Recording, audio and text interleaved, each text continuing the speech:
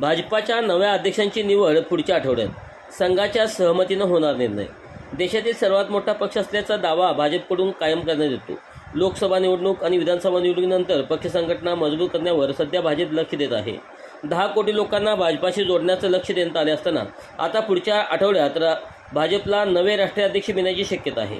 भाजप स्थापन झाले दिनापूर्वीच भाजपच्या नव्या राष्ट्रीय अध्यक्षांची घोषणा होणार असल्याची माहिती विश्वसनीय सूत्रांनी दिली. जे.पी. नड्डानंतर भाजपच्या मोठ्या 4 नेत्यांची नावं अध्यक्षपदासाठी चर्चेत आहेत. दरम्यान राष्ट्रीय स्वयंसेवक संघाच्या सहमतीनंतरच नव्या राष्ट्रीय अध्यक्षांची निवड होणार असल्याचं कळतंय. भाजपाच्या स्थापना दिनापासून पूर्वीच भाजपच्या नव्या राष्ट्रीय अध्यक्षांची घोषणा होणार असल्याची विश्वसनीय सूत्रांची माहिती आहे. राष्ट्रीय अध्यक्षपदासाठी केंद्रीय मंत्री शिवराजसिंह चौहान, ज्येष्ठ नेते भूपेंद्र यादव, माजी मुख्यमंत्री मनोहरलाल खट्टर, धर्मेंद्र प्रधान यांची नावं आघाडीवर आहेत. राष्ट्रीय स्वयंसेवक संघाच्या सहमतीनंतरच अध्यक्षपदाची घोषणा होणार आहे.